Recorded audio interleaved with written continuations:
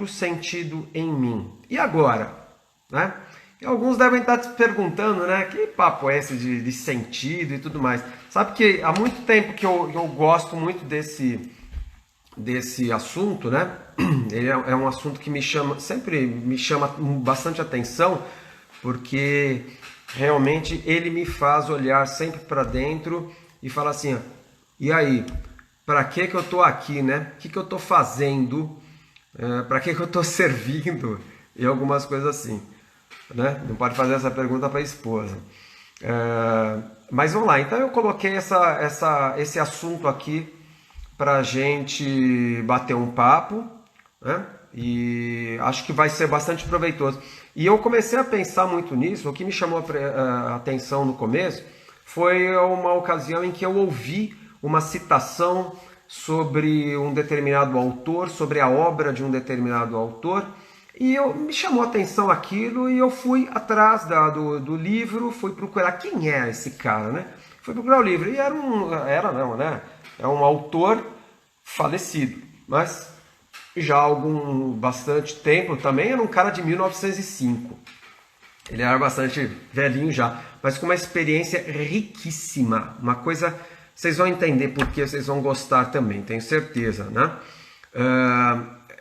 O nome dele é Viktor Frankl, e a experiência do Viktor Frankl é muito interessante, porque ele desde cedo ele foi um médico, ele se formou médico, é um psiquiatra. Ele conviveu com escolas importantes da psicanálise, correspondeu-se inclusive com Freud, mas o Viktor Frankl tem uma experiência interessante que lhe confere uma notoriedade, que é a seguinte: ele tinha desde muito cedo essa coisa do sentido, a necessidade, a importância do sentido na vida.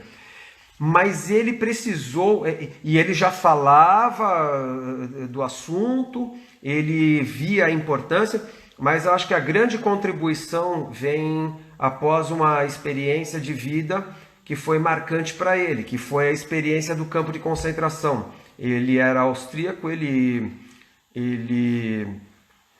o Viktor Frankl foi preso, porque ele era judeu, ele foi preso, bem como toda a família dele, e ele foi o único que sobrou. Todos morreram, né? Irmãs, pai, mãe, enfim, né? Todos os que lhe eram caros morreram no campo de concentração. Mas a experiência do campo de concentração deu ao Frankl uma certeza daquilo que ele falava, daquilo que ele acreditava, da importância do sentido na vida da gente, e tanto que ele formula que as pessoas que sobreviviam ao campo de concentração, e ele esteve em 4 campos diferentes, dentre eles Auschwitz, né? Não era o pior, mas é o mais famoso. Então, na experiência do campo de concentração, vivendo naquela absoluta miséria humana, em todos os sentidos, ele postula a partir dali uma confirmação da sua tese, dizendo que as pessoas no campo de concentração que tinham algum sentido em suas vidas sobreviviam. Ou seja, vamos lá, falando de outro modo, sobreviveram à experiência do campo de concentração as pessoas que tinham algum sentido. Claro, não vamos colocar como 100% assim, mas praticamente ele percebia que algo diferenciava aquelas pessoas. No restante, ele tem uma expressão bacana, né? Curiosa, aliás, não é bacana não, perdão. Que traduzida aqui para o português, ele dizia assim: as pessoas que não tinham sentido, elas iam para o arame. Ir para o arame é a menção que ele fazia ao fato das pessoas irem para a cerca de arame, segurarem na cerca, porque as pessoas se eletrocutavam, ou seja, elas se matavam. Então as pessoas realmente não encontravam mais como sobreviver e nada que as motivasse para suportar aquilo, e portanto elas se matavam. As mortes eram comuns todos os dias aos montes ali, né? E ele diz o seguinte, que dentro de nós há uma vontade primária, uma coisa instintual, faz parte do ser humano que ele chamou de vontade de sentido.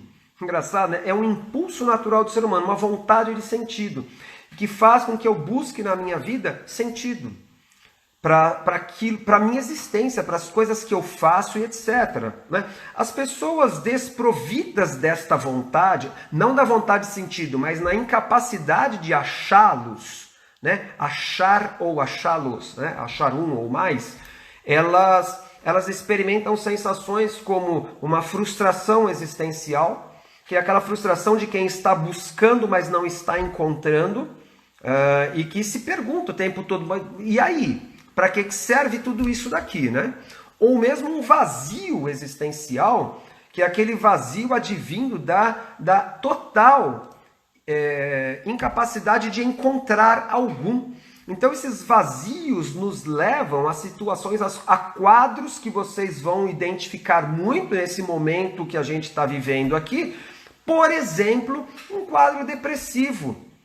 É uma pessoa que está naquele momento desprovida de sentido e encarem isso de uma forma, não é que é positiva, mas não num tom de crítica, por favor, absolutamente. Mas a falta de sentido leva o ser humano a situações muito ruins, muito degradantes. Uma delas é uma situação patológica, como uma depressão, por exemplo. Então, e aí, isso sempre me faz pensar, né, na importância. Não que eu tenha que ter sentidos assim, nossa, eu preciso fazer uma grandiosa obra pela humanidade. Não, não é nada disso, gente. Não é nada disso. São coisas simples da nossa vida. Quem tem a oportunidade de fazer alguma grande obra, que bom, parabéns, mas nem todo mundo realizará algo tão grandioso aos olhos dos outros. Para a pessoa que aquilo é importante, aquilo lhe confere sentido. E é isso que nós devemos estar atentos. Por quê? Porque veja gente, nós temos uma coisa que as pessoas gostam de falar, eu tenho o livre-arbítrio. Eu acho muito bonita essa expressão, acho interessante as pessoas falarem em livre-arbítrio, mas eu me pergunto sempre se nós de fato temos algum livre-arbítrio, ou nós imaginamos que temos. Quer ver por quê que eu questiono isso? Eu não digo assim, nós não temos. Eu só não sei muito bem como é que ele é para eu fazer uma afirmação do tipo, eu tenho. Quer ver um exemplo? Eu já fiz várias vezes essa pergunta dentro do consultório. Então vamos lá, eu pergunto para as pessoas assim, olha, imagina que hoje, ou a partir de hoje, você está livre para fazer o que quiser, sem limites. Olha só a proposta. Livre, sem limites, sem censura. O que você vai fazer? Então, gente, eu vou contar assim algumas respostas que eu ouço e que assim, eu preciso encarar com seriedade isso, né? Com respeito. Mas eu escuto coisa assim, entender a proposta? Você está livre, faça o que você quiser. Eu vou pro shopping. Eu vou pro shopping. Pode ir, divirta-se no shopping, mas percebe? Eu não limitei a pessoa em nada. Eu falei, você está livre para fazer o que quer? E ela pensa assim, eu vou pro shopping.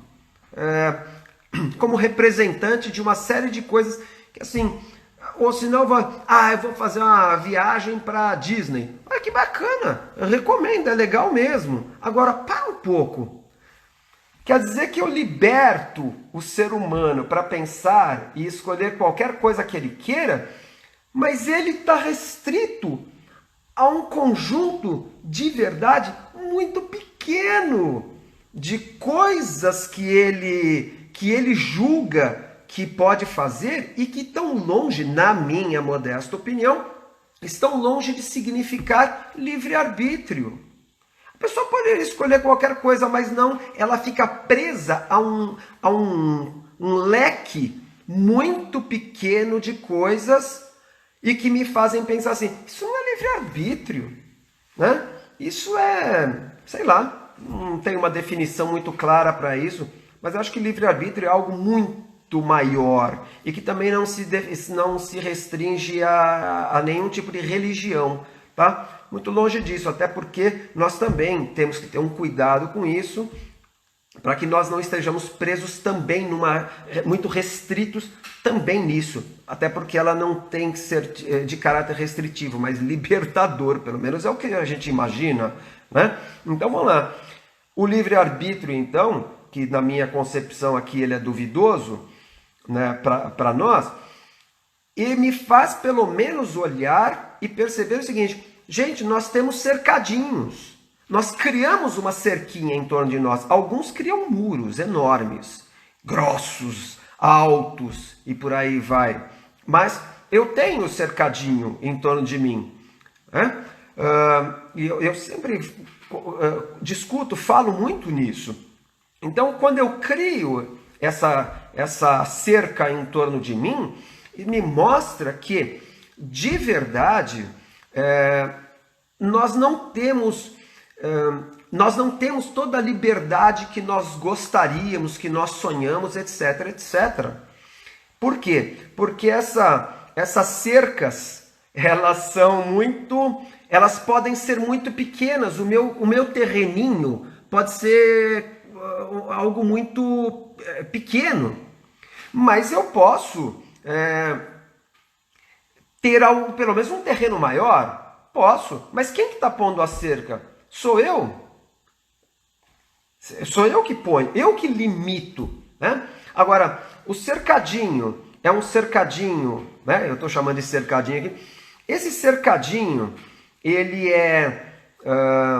E eu, na verdade, até estou respondendo uma pergunta, né, que está sendo colocada aí pela Neuci. Tem que ter uma outra definição se não é livre-arbítrio. Ué, sim, nós temos uma liberdade. A questão é, qual é o tamanho do terreno que você quer para chamar de sua liberdade? Porque você o está restringindo. Uns, como eu falei, são muito pequenininhos, outros um pouco mais amplos. Mas, no fundo, nós nunca nos libertaremos, hein, gente? Achar que a gente também vai ter... assim, eu só tenho uma vida ilimitada. Eu não tenho travas, eu não tenho coisas que me restringam. Desculpa, não dá. Não é uma condição humana. A nossa condição nós precisamos ter algum cercado aqui, porque nos dá uma ideia, ainda que ilusória, de segurança. Então eu sempre estabelecerei esses cercados. Mas o cercadinho também, ele é o cercadinho contra as ofensas, contra as mágoas, né? Contra as crenças. Por quê? O contra que eu digo é porque eu me protejo ali, eu me cerco ali, ofendido, magoado, cheio de crenças limitantes, né? O nome vem bem a calhar, que fazem com que eu me afaste da interação com outros seres humanos, que é o único meio de crescimento psíquico, de evolução de fato, porque eu não evoluo fechado numa caverna, gente, isolado, sozinho. A evolução vem justamente do contraste. O contraste que permite o atrito, que me permite crescer, evoluir. Então eu preciso olhar para esses cercadinhos. A zona de conforto o meu cercadinho, é a zona de conforto. E lembra que eu contei outro dia? A zona de conforto não é sinônimo de coisa boa, é sinônimo de algo que eu consigo sobreviver. Algo que eu consigo me ajeitar e me sentir um pouco melhor, né? Então tá bom. Então eu tenho que olhar para esse cercado e assim, a proposta inclusive é essa a partir desse momento, olhe o tamanho do terreno que você estabeleceu para você. Onde é que está essa cerca? Está mais próxima? Está mais distante? Onde é que ela está? O que ela está evitando que chegue até você? A única coisa é que o contrário também é verdadeiro. Também está impedindo que você chegue a coisas que estão além da sua cerquinha, do seu cercadinho, né? E isso me faz também, essa zona de conforto, esse cercadinho, me faz viver uma vida muito pobre muitas vezes.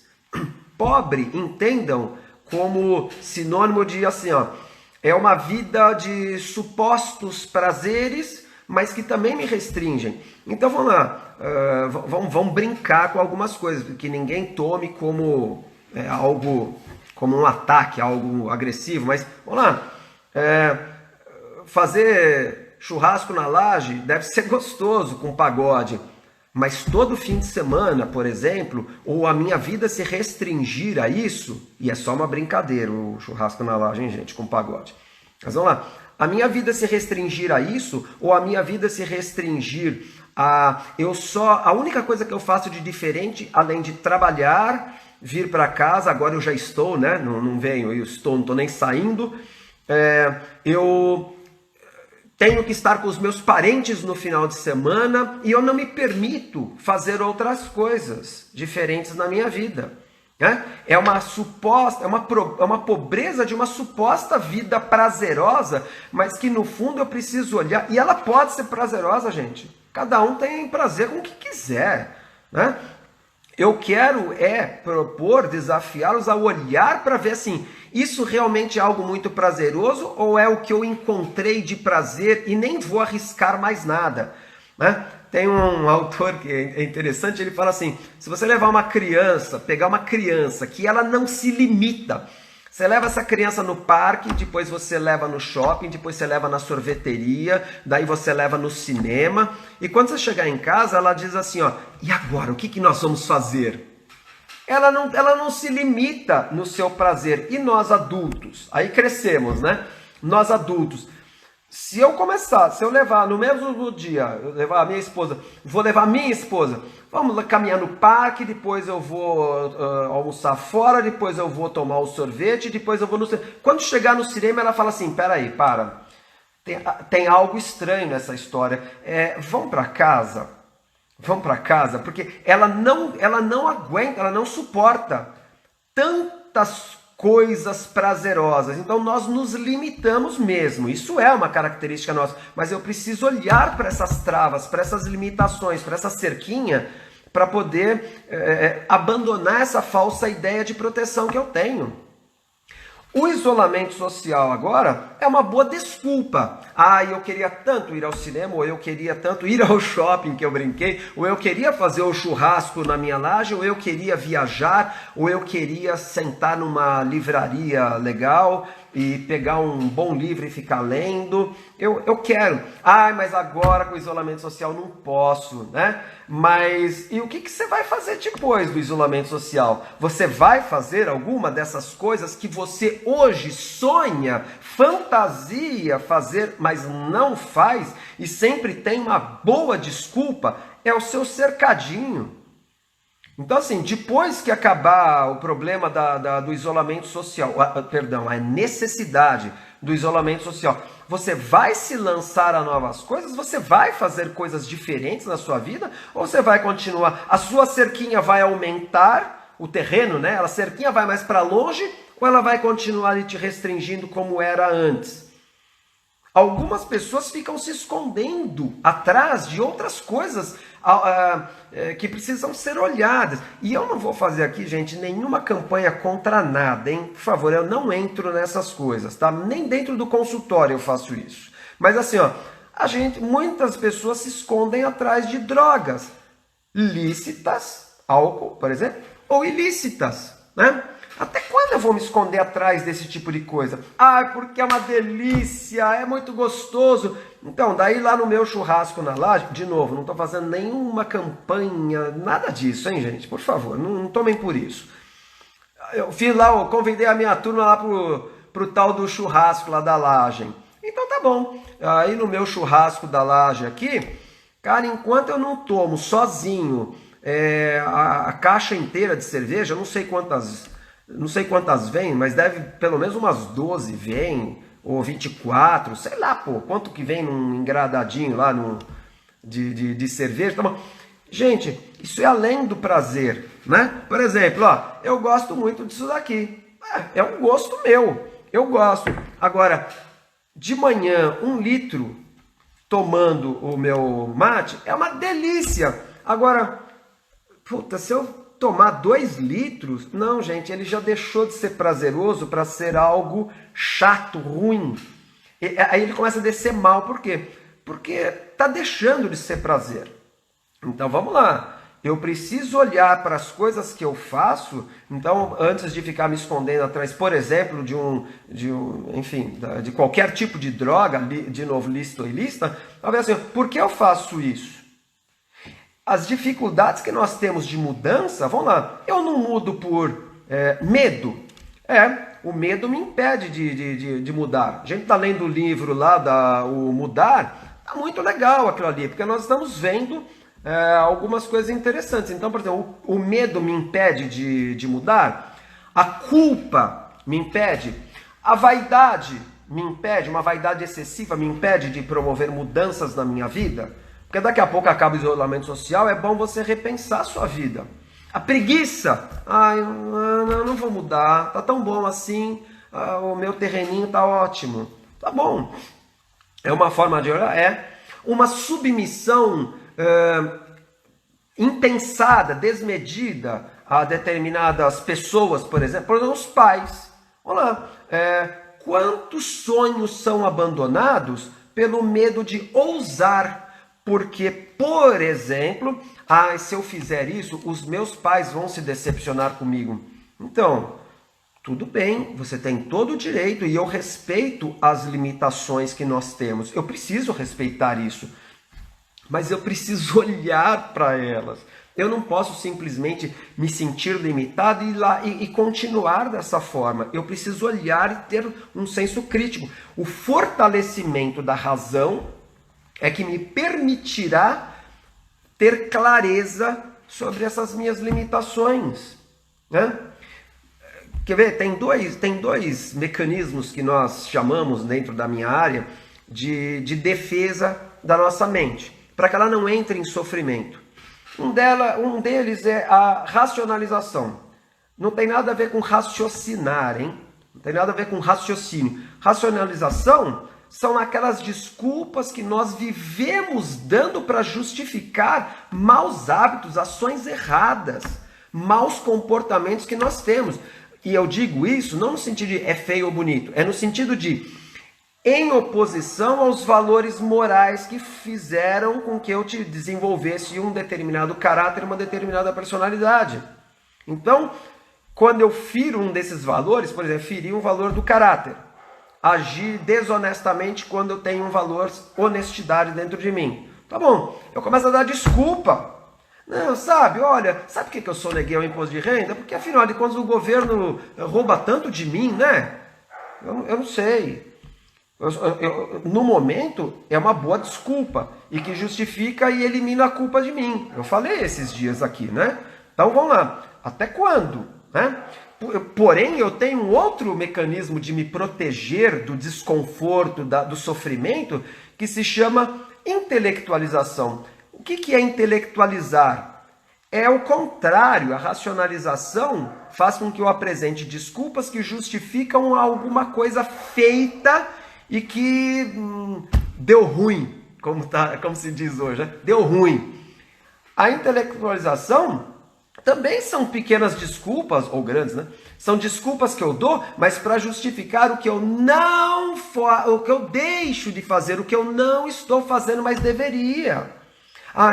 Sabe por que eu ainda não voltei a estudar? Sabe por que eu não fui fazer o curso de idioma, lá de inglês, ou eu fui fazer a faculdade, que eu tranquei, não vou. Sabe por que eu não volto? Porque, puxa, tá tão difícil, a minha vida tá tão corrida, né? A grana tá curta. A questão não é se é verdade ou não é. Se a grana tá curta, se a vida tá corrida. A questão não é essa.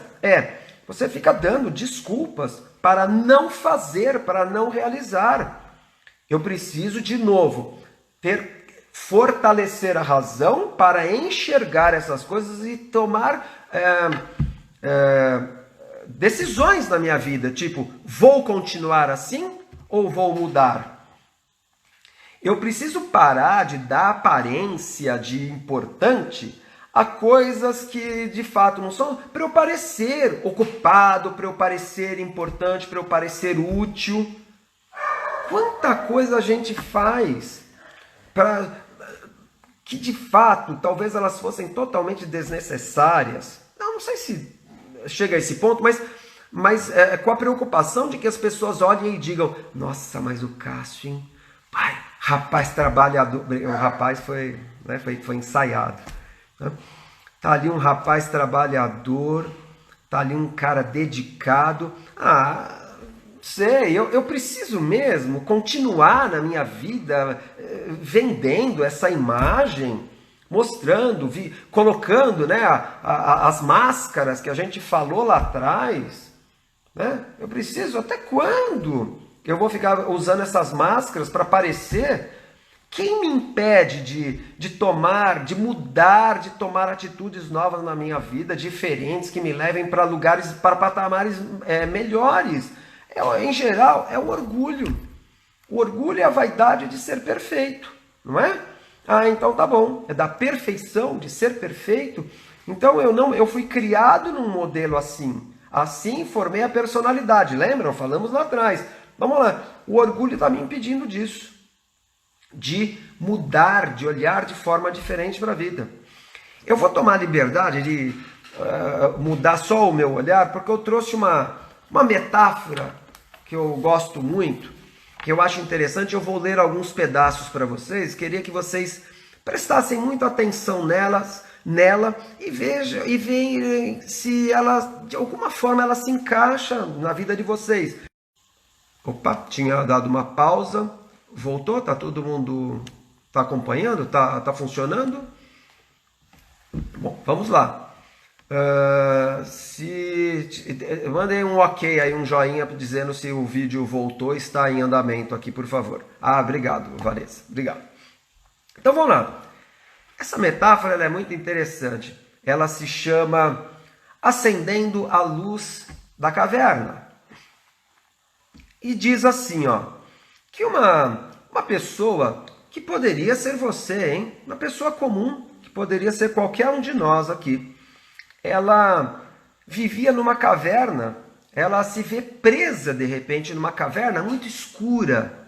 Uma caverna muito escura, uma caverna mal cheirosa. Ela reclamava, as pessoas não a ajudavam, ninguém ajudava, ela se sentia muito só, abandonada, injustiçada pela vida, né? Injustiçada por tudo que não está podendo fazer agora por culpa do coronavírus, e os sofrimentos dela eram muito intensos. E ela chorava muito, ela gritava, ela não suportava aquela vida, ela reclamava das suas dores, ela reclamava daquele mau cheiro, ela reclamava do abandono de todos, até que toda essa reclamação, gritaria, choradeira, chegou a Deus. Deus ouviu e se compadeceu dessa pessoa. E aí Deus decide ajudá-la e ele manda um anjo para ela. Esse anjo era o anjo da caridade. Quando o anjo da caridade chega na caverna, naquela caverna escura, mal cheirosa, o anjo já saúda aquela pessoa e fala para ela: olha, você não está mais sozinha, agora eu estou aqui para te amparar, para ajudar você, eu quero que você se sinta bem. E a pessoa de fato começou a se sentir bem. Ela parou o choro, parou a lamentação. Que bom, o anjo da caridade fez isso. Mas o anjo tinha outras cavernas para visitar e ele se despediu da pessoa que já estava melhor e partiu. Quando o anjo partiu, meu amigo, começou tudo de novo. Começou toda a reclamação, a choradeira, a gritaria, e Deus falou: não é possível. Vou mandar agora 2 anjos para essa pessoa, numa paulada só. Eu vou mandar o anjo da fé e o anjo da esperança. Agora eles vão resolver o problema dessa pessoa. E olha que coisa, gente, que maravilha. Eles chegam na caverna escura, a caverna mal cheirosa, a caverna triste, úmida, fria, né? E a fé e a esperança começam logo a incentivar a pessoa, né? Então, levanta essa cabeça, você é um filho de Deus, você não nasceu para viver nessa miséria que você está vivendo, você tem toda a condição de melhorar, você é uma pessoa vencedora, olha, já passou tudo, acredita mais em você, amanhã é outro dia. Gente, até eu fiquei maravilhado com essa força toda que a fé e a esperança, os dois anjos, trouxeram a essa pessoa. Mas, após ela se sentir bem disposta, já que não dá para ficar motivando essa pessoa o tempo todo, embora nós queiramos, né, gente? E às vezes ajamos como vampiros, sugando as pessoas ao nosso redor. Mas vamos lá, os anjos foram embora. Quando eles foram, gente, ferrou, né? Começou tudo de novo. A choradeira, a gritaria, a reclamação, a vitimização. Um horror. Quer dizer, a caridade não resolveu, os outros dois, a fé e a esperança, não resolveram. Deus falou assim, não, peraí, eu vou dar um jeito aqui, nesse cara. Eu vou mandar para ele agora o último, hein? Eu vou mandar o anjo da verdade. Quando o anjo da verdade entra na caverna, com aquela gritaria, aquela choradeira, aquele mau cheiro, aquela coisa horrível, a primeira coisa que o anjo da verdade faz, sabe o que é? Acender a luz. Quando ele acende a luz, a pessoa enxerga, né? Que toda aquele mau cheiro vinha dela mesma. Toda aquela miséria, toda aquela sujeira, era a sujeira dela própria. Das feridas, o mau cheiro das feridas, das chagas. Opa, então ela enxergou que era ela. Então o anjo nesse momento diz, olha, a sua caverna, ela não é feita de pedra não, ela é feita de orgulho. O orgulho que montou essa sua caverna, né, é que não deixa você aceitar as suas imperfeições, né? As suas quedas, faz com que você se revolte contra tudo, contra todos que te contrariam. Você precisa saber, você não sabe e não quer saber quem você é de fato. Perfeito. Aí, duas hipóteses foram dadas. A primeira hipótese o negócio seguinte, você não aceita nada disso, do que você está vendo, que você está tendo contato a partir de agora e foge.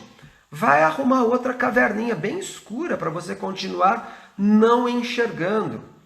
Ou você faz o contrário, você começa a buscar dentro de você, né, respostas para os teus insucessos, o teu insucesso afetivo, financeiro, profissional, de saúde. Aí você começa a olhar para dentro, para você, buscar através de uma nova percepção da tua vida os caminhos para você resolver esses problemas existenciais que você tem. Agora, vamos lá, cada um está dentro da sua caverna, e eu inclusive na minha? Sim, estamos. Ela está escura e nós continuamos naquele mundo das lamentações. O que vocês querem fazer? Querem que acendamos essa luz para enxergar o que nós precisamos enxergar, ou a gente quer permanecer? É o cercadinho, é a caverna, está tudo relacionado. São formas de aparentemente nos proteger de algo. Gente, eu não quero mais ser protegido dessa forma. É o contrário, né? Então, até quando nós vamos permanecer nessa caverna escura feita de orgulho? É hora de mudar essa percepção, gente, né? A caridade, a esperança, a fé, bacana, eles ajudam muito. E nós vemos isso através das pessoas que estão do nosso lado, das pessoas que nos dão uma força na hora que dá uma dor de barriga mais forte, as pessoas que estão conosco, né? Então, olhemos para isso daqui. Quando o Frankl fala do sentido, ele diz que a gente pode verificar que o sentido ele se dá de formas diferentes na nossa vida. Por exemplo, criando um trabalho, praticando coisas que realmente me mostrem que eu estou num caminho certo, que aquilo faz sentido, experimentando algo nas nossas relações, pessoas à nossa volta que nos permitam crescer, encontrar sentido, ajudando um filho, não estragando, né? Ajudando o próximo aqui, ajudando um necessitado, ajudando a si próprio a melhorar aí, mas olhando para fora. Mas tem um terceiro ponto aí, né? Uma terceira forma de dar sentido, de verificar o sentido da vida, e que eu acho fantástico, que é a maneira, as formas, as atitudes que nós temos frente a um sofrimento que é inevitável. Né? Vai acontecer, vocês vão sofrer? Vão ter dores, vão ter sofrimentos, estão tendo agora. Gente, é caótica a situação em vários aspectos, né? Quanta gente nós temos visto aí com situações, crises agora já financeiras, complicadíssimas. E assim, tá difícil para todo mundo, tá difícil. Que atitudes você terá frente a esses sofrimentos aí que eu estou chamando de inevitáveis, né? Deixa eu só olhar para o meu cronômetro aqui para controlar. Então vamos lá, só para a gente ir finalizando, né? Então, assim, que atitudes nós teremos frente a esse sofrimento inevitável? Nós continuaremos lamentando, criticando, reclamando, vampirizando? Vamos continuar? Ou vamos desenvolver começar um processo de desenvolvimento de novas formas de olhar para a vida? Lembra o exemplo que eu dei lá nos primeiros bate-papos nós, lá do meu abajur? Você olha o abajur, você vê uma coisa. Se você levantar e olhar de outro ângulo, você verá o abajur não mudou. A crise não mudou.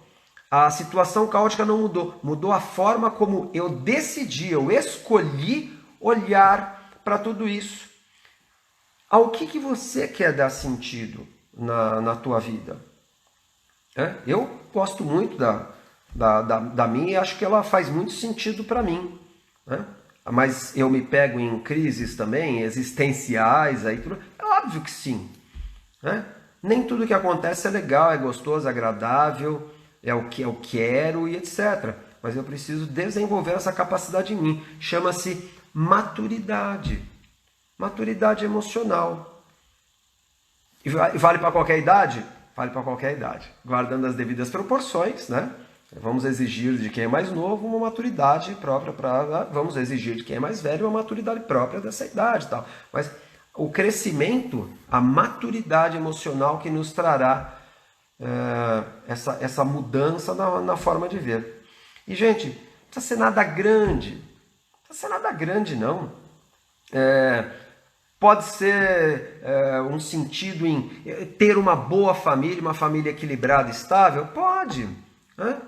Porém, supondo isso daqui, algo que a gente precisa sempre se perguntar. É aquele assim, o que você vai fazer por essas pessoas? Vamos supor que o sentido para mim seja, dar uma boa estrutura para a minha família. Então vamos lá.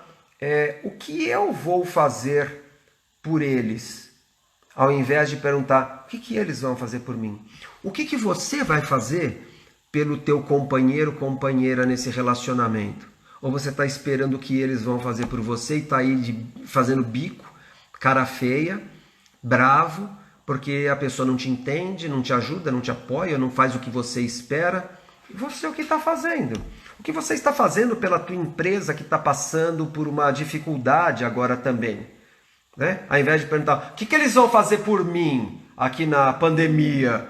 Então, claro, eles vão fazer alguma coisa, mas e você, o que você está? Qual tem sido a tua preocupação? É o que você vai fazer ou o que os outros estão fazendo? O que você vai fazer pela escola que não está tendo outra alternativa senão fazer aula online ou etc. Tá? Não, o que você pode fazer para colaborar com a sua igreja, com a sua comunidade de bairro, com a cidade, com o que você quiser. É uma